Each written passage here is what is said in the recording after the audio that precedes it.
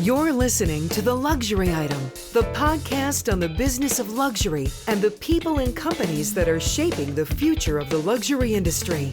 Here's your host, Scott Kerr.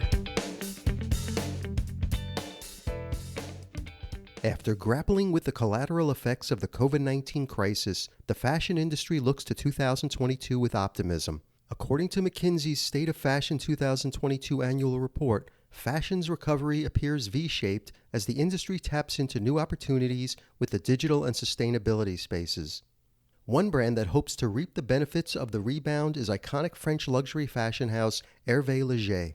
Founded in 1985, Hervé Léger redefined women's fashion with the bandage dress that was later adopted by other brands. The brand's form-fitting looks were a supermodel staple in the 1990s that quickly trickled down to the socialite shopper. In the mid-2000s, one can simply glance at any red carpet event and safely bet an Hervé Léger second skin dress was on the likes of Kim Kardashian, Victoria Beckham, Lindsay Lohan, or Rihanna. Today, Hervé Léger is owned by Centric Brands, a major producer and licensee of more than 100 brands, including Calvin Klein, Coach, Izod, Timberland, and Tommy Hilfiger, just to name a few. My guest today on The Luxury Item is Melissa Lefere-Cobb, Senior Vice President, Division Head at Hervé Léger. Hervé Léger tapped Melissa in 2019 to reimagine and relaunch the iconic brand. Melissa is a veteran executive with deep experience with luxury personified brands, building and fostering best-in-class teams, and excellence in product and finance that help build and grow iconic brands including Oscar de la Renta, J. Mendel, Donna Karan, and now Hervé Léger. Welcome to The Luxury Item, Melissa. Hi, Scott. Great to speak to you today. Thank you for having me. I'm so excited to have you on. So New York Fashion Week kicks off in a few weeks, and Hervé Léger will be presenting its fall 2022 ready-to-wear collection. And despite the Omicron surge, it looks like at this point the show is still going on. One thing the pandemic has demonstrated is digital and virtual fashion shows can work. How important is it for Hervé Léger to still participate in physical shows and presentations? It's so important. We're really excited to be back on the New York Fashion Week calendar. There was a lot of discussions, internally, should we, shouldn't we, is the time right? But I think it most certainly is. I think everyone has a bit of digital fatigue and, buyers, editors, everybody's ready to touch and feel and see clothes again. I think it's really important. And we relaunched Hervé 3 years ago, and we're just getting started when COVID hit. So, we've had a lot of time where people haven't been able to see, firsthand all the developments in terms of knitting techniques and style that we've achieved. And so now's the perfect time to really bring that to light and let everyone see the progress we've made. So you were brought on in 2019 to lead the division at Hervé Léger. What were you tasked to do when you joined, and what excited you about the prospect of taking on this position? The mission was simple. They said to make the brand relevant again, which actually is not so simple. Right. But what I thought was, the name was so iconic with a rich heritage and a cult following. So I knew there was a bigger opportunity because everyone has a story about an Hervé Léger dress. Since I've joined this brand, I've heard, countless stories, whether someone got engaged, met their husband, wore it when they got divorced, their bar mitzvah. It's an iconic dress, and women have these big moments in these dresses, and they love them. I met one man who said, I've never bought anything for my daughter except one Hervé Léger dress. So everyone just has this fondness for the brand, and they speak with such reverence that I knew there was an opportunity there and a moment to think about how we could reimagine it and take this rich history and advance it even further. And you brought on Christian Nielsen as creative director to focus on the product. And prior to joining, he spent the bulk of his career working with some of the great designers at Dior, Oscar de la Renta, J. Mendel. I'm assuming you worked with him at those brands. Aside from being a great design talent, what did Christian bring to this position that you felt would establish a new brand vision and present-day aesthetic for Hervé Léger?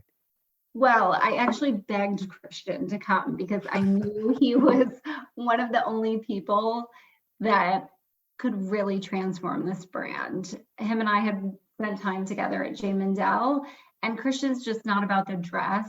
He's really about the whole look and feel, the whole package, what we're doing for the lookbook. How is the model standing? Where is she wearing the dress? What does our social look like? How do the stores look? He really wants that total brand image.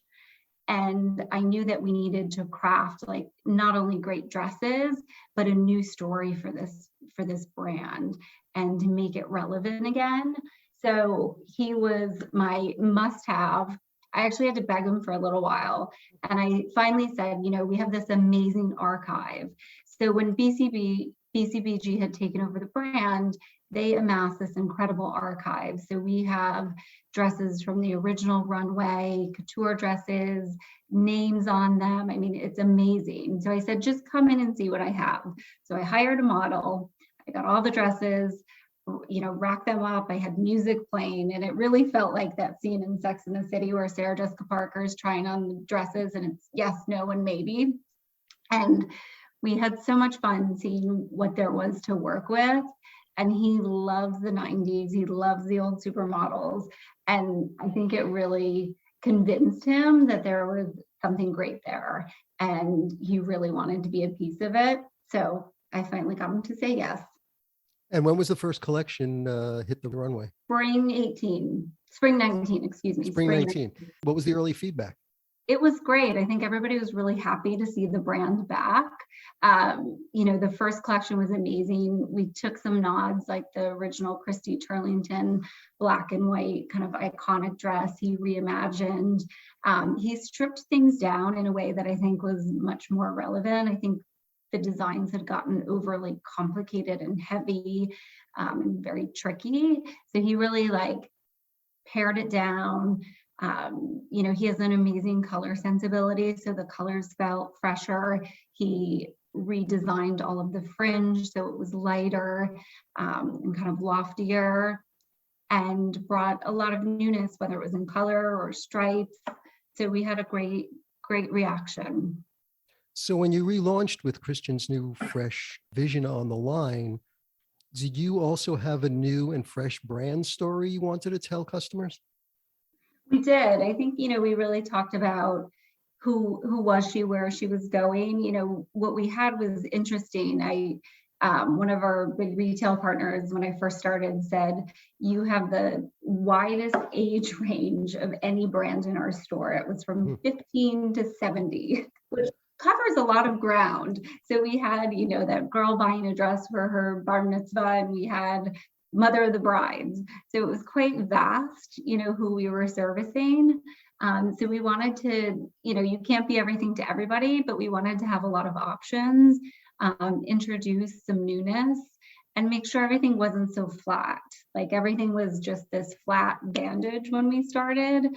And we wanted to create more volume, more separate, really dress someone not just for that one occasion.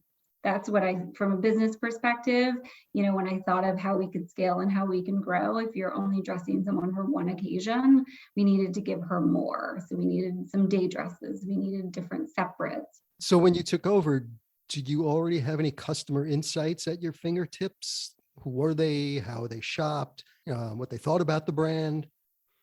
You always hope you get that when you start somewhere new, but it never seems that easy. I think for Hervé in particular, the business had declined so much that there weren't many good messages other than, the business was really small. There was some historical information going back many years, and I was handed all these printouts of Us Magazine, who wore it better. So showing how, at the height, every celebrity, anybody was wearing Hervé. I mean, it was just so hot.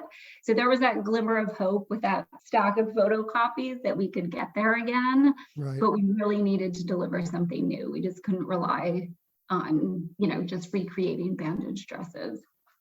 And the brand continually expresses the importance of providing women with clothes to feel empowered and confident. And that empowerment term gets thrown around a lot. So how is empowerment and confidence brought to life in Hervé Léger designs and marketing? It's funny you pose that question because we just had an internal conversation where the marketing team said, I think we need to stop saying empowered, because as women, we're empowered. We've got that down pat. And I thought that was she was pretty spot on. So we are going to move a little bit away from saying empowered, because as women, we're certainly empowered, but I think the confidence piece is what I love about this brand. We recently did a photo shoot with some of the Sports Illustrated models, and it was amazing. We have our icon range, which is our classic bandage dresses, and they come extra small to extra large. And so, we had a range of sizes, and it was incredible to see these women come in. One had just had a baby. They were all different sizes. I think they were a little unsure about the dresses, and as they tried them on and saw themselves, the transformation was amazing. Gabrielle Velikis was a little nervous, she told me, coming to the shoot, and she wasn't sure. She typically does a lot of, swim and lingerie, and she was excited because it was her big first fashion shoot. And to see her transformation when she put the dresses on, and how incredible she looked and how well they fit her. There's technology that we have maintained over the years, where they mold your body after 20 minutes and they really fit your figure. And she felt that. And at first she said, oh, I don't think it's going to fit. I don't think it's going to fit. And she looked incredible. I want to talk a little about heritage brands. Heritage brands uphold the level of respect and long-standing loyalty that sets them apart in today's saturated market. People appreciate the safety and prestige of heritage brands. How does Hervé Léger stay fresh, surprise, and delight, and culturally relevant while still upholding tradition? It can be tricky, because I think consumers now have a very different list of demands, if you will, of what they expect from a brand. Mm-hmm. So for someone that's been around for so long, you really have to rethink, like, what does that mean to you? Because if you're starting a new brand, you can tick all the boxes and say, like, okay, here's how we're going to be sustainable. Here is going to be our mission, all the things that people want. You can start fresh. But when you're inheriting a brand or, reviving it, you really have to reimagine it. So what's interesting is, we did a collab with Julia Restoin-Roithfeld, and what was really important to her was that there was a sustainable aspect. Our team worked really hard to recreate the bandage technique using mm-hmm. sustainable yarns. And, it was a big effort with the mills, with the factories, making sure the tension was right, that we didn't lose that amazing recovery in that, piece of technology that's inherent to our brand, but we did it. And the results were fantastic. So we've rolled that out, to all of our icon dresses. So starting with Resort 2022, all of our icon dresses are using recycled yarns, which we feel great about. So that was really exciting. And I think just continuing to offer newness, whether it's mixing the bandage with like a really chunky knit top, which, Gal Gadot and Tiffany Haddish wore versions of that, or, when J-Lo wore the brown two-piece with lurex that felt very much Hervé, but also very new Hervé. And she wore the brand, 15 years ago. So to see her on the red carpet with Ben Affleck again was a pretty big moment for us. Brands with authentic heritage are important assets, and the challenge is to revive them and make them relevant to today's consumers. And you touched upon this a little bit. How is Hervé Léger going about winning the favor of the next generation of fashion trendsetters? We've been doing it in a few different ways. One is we have a program called Share the Love, where you can trade in a previously worn Hervé Léger dress and receive credit to be used on our website for a new dress. And we donate those dresses to Glam for Good. Marielle Stevens has a great charity that does amazing work for women in need. So we've been donating dresses all year and have done a couple different events with her. We have girls that are going into their mom's closets, sending in their dresses and purchasing something new. So I think that's a really fun way to tap into a new customer and also do some good at the same time. We've also launched a new collection called Hervé. So it's Hervé's little sister. We say she's TikTok obsessed. It's younger, sportier, and everything's under $400. How much do you lean into the heritage? Always. It's always top of mind, whether it's a little bandage detail or, a certain cut, it's always top of mind. The icons and fashions of the 1990s have become the objects of fascination for those who didn't experience them the first time around. Yeah. These Y2K brands are making a comeback after years of battling to remain competitive in a saturated market. Gen Zers on TikTok are just discovering style staples from that era. Are you finding Gen Zers discovering Hervé Léger for the first time? We have. And when we launched Hervé, we actually hired an agency to do a TikTok specific campaign. So reaching out to influencers. And we thought it was a great way for them to see the brand. And it's interesting, like little videos. And we had someone last week that did a video about Hervé and that it's back.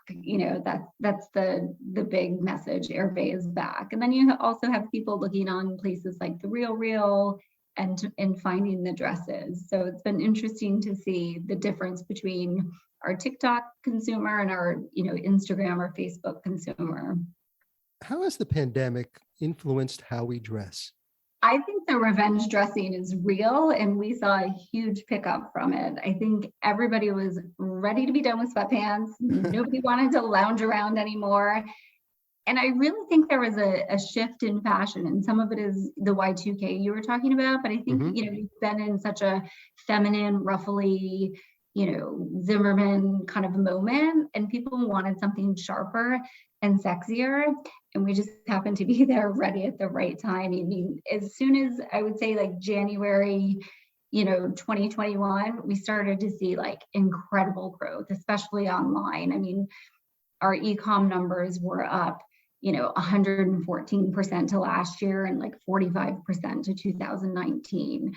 And that trend really continued. So it was quick. Like when people were ready to start dressing again, it happened really fast. And for us, I think we had a lot of people who had events that were rescheduled, a lot of bridal things. We dress women for, whether it's the rehearsal dinner, bachelorette party. We sell white dresses year round. So we picked up a lot of business. And activewear and athleisure brands flourished more than ever last year. With the majority of business meetings taking place in front of a notebook at home, sweatpants and loungewear have quickly become inherent pieces in professional wardrobes. You also hopped on board the athleisure wear market late last year with the new Hervé by Hervé brand and collection you just talked about. Where does Hervé Léger see the business opportunity in an overcrowded activewear market? I think what differentiates our collection is it's sporty and sexy. It's not true, activewear that you're wearing to the gym. I think people have gotten used to feeling comfortable. So I think knit dressing, whether it's, from the Hervé collection or the main collection, people are used to feeling a little more comfortable. So what we have is separates, and it might be great little crop top with a casual pant, but it still has a little bit of dressiness. Maybe the, dress, it has like a sweatshirt detail. So it's not too far in the lounge category and still has that inherent Hervé sexiness.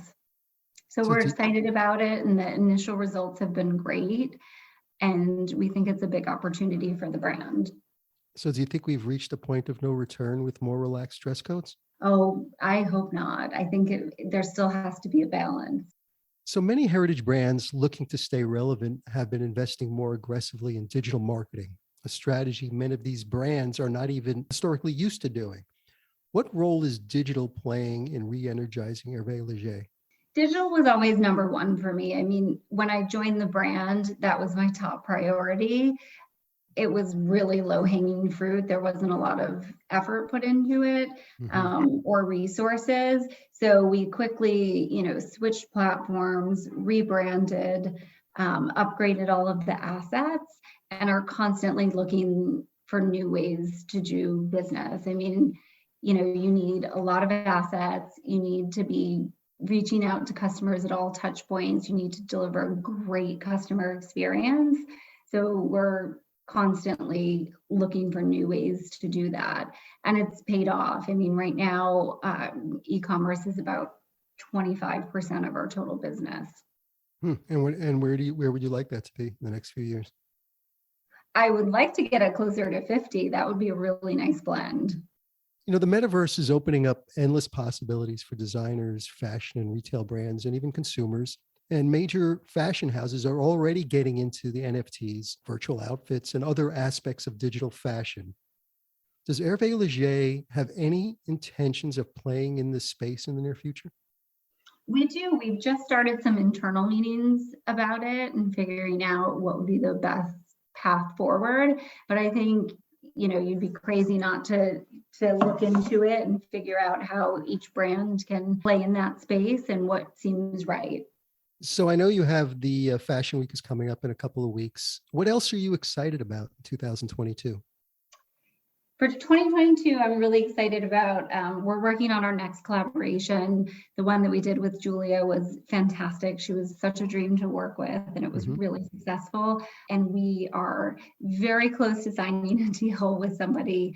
I hope it's actually today or tomorrow, but we're very close to signing a deal for our next collab that I think will be really instrumental for the brand. Oh, I guess I was a few days early for this recording. I know. I was hoping I would be able to announcement. share. Well, my final question, Melissa, which I ask all my guests, is the luxury item question. If you were stranded on a deserted island and you can only have one luxury item with you, what would that luxury item be? It can't be any form of air transportation or anything that requires mobile service. It's just you, a lot of sand, a bunch of palm trees, surrounded 360 degrees by ocean. What would that one luxury item be that you would like to have with you? And I know that maybe you've heard this answer before, but I would bring my Rolex. It was a gift from my husband. That's really near and dear to me. I've worn it every single day since he was given it to me, probably 15 or 20 years ago. And it would help me keep track of how many days I was on this island. Why? It's not unusual. I mean, watches seem to be a very common theme with the luxury item question. So I think that's a great answer. And it'll let me know what time is happy hour. Happy hour on a deserted island. I guess you'll have to make a lot of coconut drinks. Yes, absolutely. Melissa Lefere-Cobb, Senior Vice President, Division Head at Hervé Léger. Thank you so much for joining me on the luxury item. Thank you, Scott. I appreciate you having me.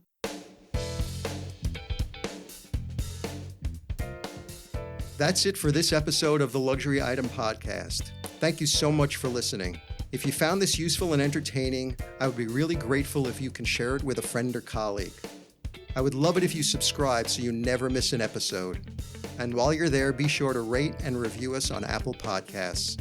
It really helps other listeners find us. The Luxury Item Podcast is a production of Silvertone Consulting. I'm your host, Scott Kerr. Until next time.